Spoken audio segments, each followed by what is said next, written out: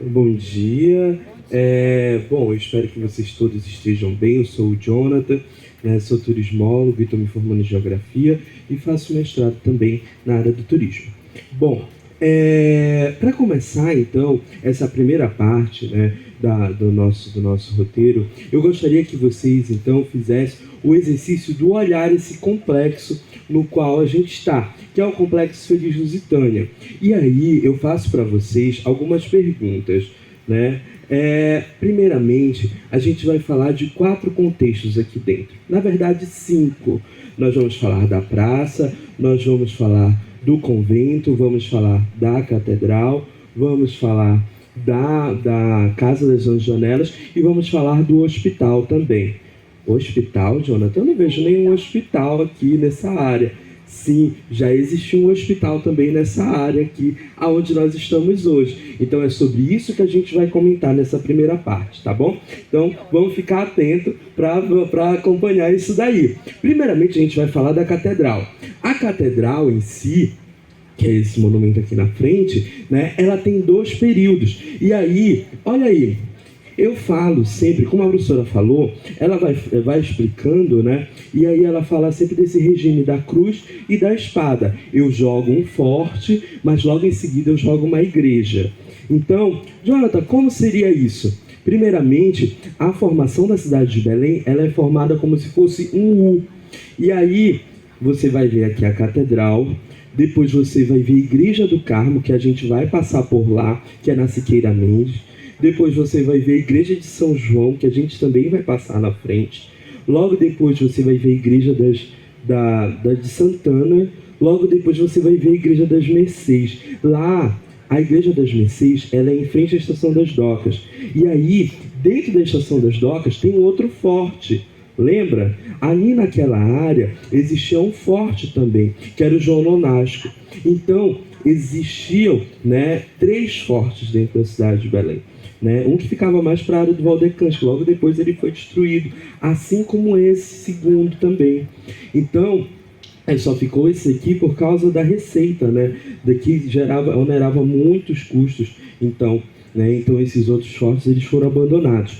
E aí a gente vai falar então de 3 momentos. E a catedral ela vai nos trazer esses 3 momentos. O momento da madeira, o momento do ferro e o momento do mármore. Tá? E aí vou falar desses momentos, e aí você vai perceber que dentro da igreja tem esses detalhes, tá? Segundamente, a gente precisa ver que a igreja ela passa por 2 momentos. Não sei se dá para vocês já acompanharem daqui, mas se vocês olharem para a igreja, ali onde está a primeira parte, ela tem como se fosse uma reta, né, entre as torres e a igreja. Por quê? Porque a igreja ela foi construída em 2 momentos. Hoje eu vou falar de uma pessoa que talvez quem viu nos outros roteiros eu não tenha falado tanto dela, que é o Domênico de Ângeles, tá? E vou falar também hoje do nosso arquiteto, né, Antônio Landi. Então, a igreja, né, ela passou então por essas reformas, né? E aí o Antônio Landi, então ele foi chamado para fazer o embelezamento dela. Lembra que ela ainda não tinha torre. Então ele fez essas torres no formato português, porque depois a gente também vai falar de igreja que não tem torre, né? Então ele fez essa questão no formato português, trazendo monumentos nos quais são característicos dele, como o pináculo. O pináculo ele fica ali naquela área, um triângulo que fica entre a torre e a imagem de Nossa Senhora de Belém. Fica bem ao meio. Aquele triângulo ele é um pináculo, que também é uma característica de Antônio Landi. E aí, como eu falei para vocês, hoje eu vou falar do Domênico de Ângeles, né? O Domênico de Ângeles ele foi então a pessoa que fez o embelezamento de dentro da igreja, né? Ele fez então aquelas pinturas nas quais a gente consegue observar que são, se você olhar para a parte de cima da catedral, é uma imagem muito bonita, no qual você pode ficar muito tempo observando, no qual o bispo da época, né, então Frei Caetano Brandão, que é uma peça importante que a gente já vai falar aqui dentro, né, com os outros 3 bispos que já foram bispos do Bispado do Grão-Pará, que na época era o Bispado do Grão-Pará, Belém, Manaus, e todas essas questões de Macapá, de Amapá, todas essas questões também, né, ainda do Grão-Pará. E aí ele vai olhar para as terras do Feliz Lusitânia, né? E então é um contexto muito bonito de se ver, né, de olhar para o teto da catedral e aí falar então dos três contextos que eu falei, né? Primeiramente da madeira, por quê? Porque o primeiro altar foi feito todo de madeira, trabalhado então por quem? Pelo Domênico de Ângelos, pelo Lande? Não, pelos indígenas, né? Então, é toda uma questão também ali desse primeiro momento, que naquele momento só existiu o quê? A madeira ali ainda dentro daquela questão. Mas aí, preste atenção, o que era de importante para a Europa não era mais a madeira, era o quê? Era o ferro. E aí a cidade então começou a trazer o ferro para dentro também desse contexto da cidade. E aí eu vou fazer então coisas de ferro, vou fazer o mercado de carne, vou fazer a caixa d'água lá de São Brás, e aí eu vou trazer também ferro para dentro da catedral. Aonde, Jonathan? Nos púlpitos. Aqueles púlpitos do lado da igreja parecem ser de madeira, mas são de ferro. Se você tocar nele, bater, você consegue ver que ele é de ferro. Então ele também marca também a cidade de Belém. Logo depois, então, veio o mármore, porque o que era importante naquela época, então, era o mármore. E aí eu faço um novo altar-mor para a igreja, que é o altar que hoje em dia nós vemos, que ele é todo em mármore, né? E aí, então, faz todo esse contexto desta questão dentro da catedral. Outro detalhe interessante é aqui a Casa das 11 Janelas, tá? Antigamente, na Casa das 11 Janelas, Jonathan, uma pergunta, tem 11 janelas? Tem, gente. Se vocês olharem na parte de cima, vocês vão ver que tem 11 janelas. Essas 11 janelas, então, elas fazem parte desse contexto também. Antigamente, pensem que aqui não era uma área ainda turística, até 2000, na verdade, né, quando se deu então esse plano, né, de fazer então essa área turística, essa turistificação dessa área aqui também. Então, pensem lá que antigamente existia também um frontão na frente dessa igreja, na frente desse casarão, em formato triangular. E aí, esse momento da Casa das 11 Janelas, ela vai passar por diversos momentos, né? Um momento do militar, por quê? Porque aqui também foi um depósito de armas, um momento no qual também a gente fala sobre o Hospital dos Ricos, porque existiam dois hospitais, o Hospital do Rico e o Hospital do Pobre. E aí, o Hospital do Pobre, ele não existe mais, que era o Hospital Bom Jesus dos Pobres. Aconteceu na cidade de Belém, então na Amazônia, vários surtos, né, de várias doenças. E aí então, um personagem importante, que depois o Cássio vai falar, que é Frei Caetano Brandão, ele então constrói um hospital para os pobres, que seria o Bom Jesus dos Pobres. E o outro hospital, que era o Hospital Militar ao lado, né, que só atendia as pessoas que tinham mais condições financeiras. O Hospital dos Pobres, ele vai ter um significado muito grande para a cidade de Belém. Sabe por quê? Porque logo depois, então, ele sai daqui, ele vai para demolir, ele fica aqui durante um bom tempo, depois ele é esquecido e cai em ruínas e é demolido. Logo depois, então, ele passa um tempo na Paris, na América, que é dentro do comércio. Então, a Paris, na América, teve uma época que ela foi hospital. E logo depois, então, se constrói uma Santa Casa. Santa Casa? Eu lembro, lá no Marizal tem a Santa Casa. Então, o início da Santa Casa foi aqui, né? Esse histórico das Santas Casas, que vinha, que já era uma questão brasileira de ter as Santas Casas, né? Surgiu do Bom Jesus dos Pobres, que passou por diversos locais, e aí depois então se construiu esse local lá na Santa Casa, tá? Logo depois, então, é importante a gente sempre ver essas questões, dessas nuances que ocorrem aqui dentro do centro histórico. Mas aí eu vou passar agora para o Cássio falar sobre a praça Frei Caetano Brandão e também a igreja, tá bom? Obrigado. Alô, bom dia a todos.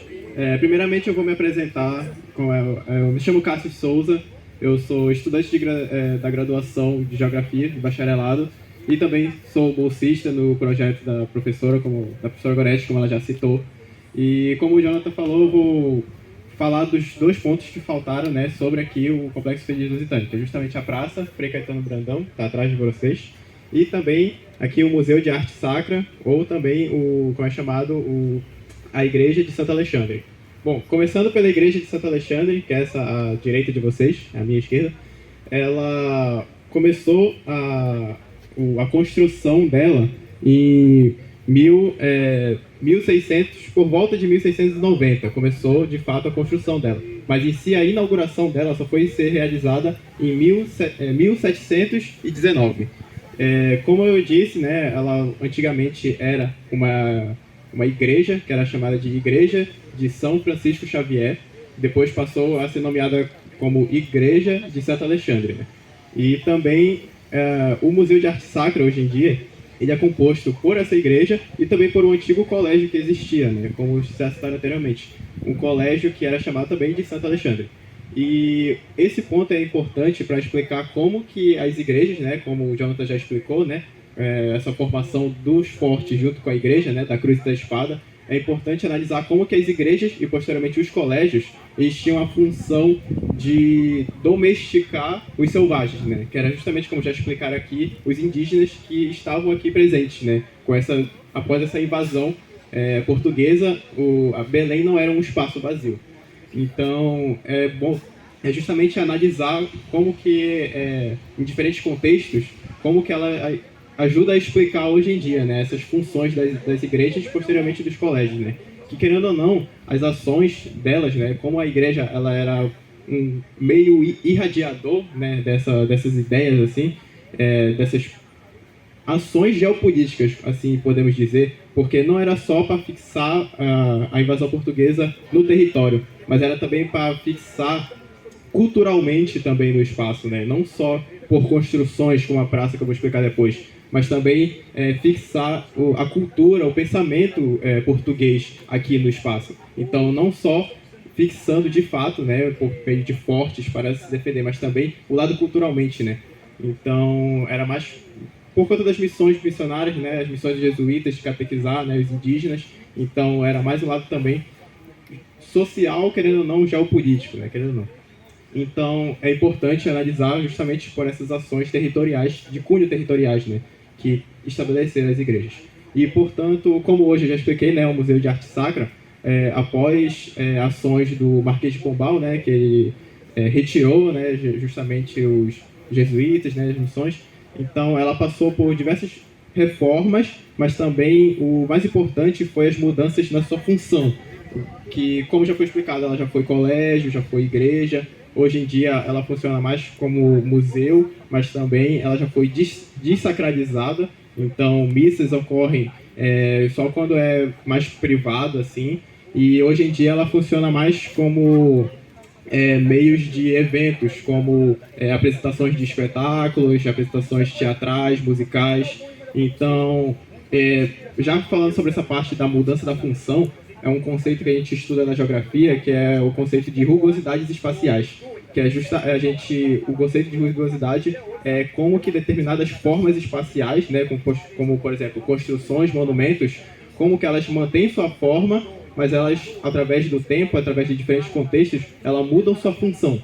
Como eu já citei, a colégio, igreja, hoje em dia já tem outra função, mas a forma permanece. Então, justamente em diferentes contextos, né? Ela já foi igreja, aí hoje em dia ela já tem outros contextos. E puxando mais para o museu, ele foi tombado, né, pelo IPHAN, e ele, no seu interior, apresenta obras, imagens sacras que datam do século XVIII e XIX. Então, hoje em dia, né, justamente a gente consegue analisar através dele todos os diferentes contextos, como o Jonathan também citou, justamente por parte de conceitos, né, que a gente estuda como rugosidades espaciais e etc. Agora eu vou falar sobre a Praça Frei Caetano Brandão, que é a que está atrás de vocês, tem aquele monumento ali no meio. É justamente ele, a pessoa, Frei Caetano Brandão. Ela foi tombada também pelo IPHAN em 1964 e um fato importante que a gente estuda é sobre a toponímia. O que seria a toponímia? Por que determinados lugares, bairros ou praças têm determinado nome. A gente busca compreender e explicar em diferentes contextos por que desse nome. E por que do nome da Praça Frei Caetano Brandão, né? Como o Jonathan já citou, ele foi uma importante figura para Belém, no contexto, né, que estava encaixado. Ele foi o 6º bispo de Belém e ele teve diversas ações que era voltado mais para os pobres, para os enfermos, né, como o Jonathan citou. Como o Jonathan citou, ele foi responsável pela construção do primeiro hospital de alvenaria daqui do estado, que era o Bom Jesus dos pobres, ou também chamado como Hospital Senhor Jesus dos pobres e enfermos. Então, por conta dessas diferentes ações e também de ações que ele tinha mais para o interior da Amazônia, né, como ele era português também, e ele era, querendo ou não, bispo, né, já foi, quando ele chegou aqui, ele veio para cá para Belém e foi já nomeado bispo de Belém. Então, por conta das diferentes ações dele para o interior da Amazônia, como no Pará e Manaus, ele ganhou essa homenagem com o monumento no meio da praça e o nome da praça, né?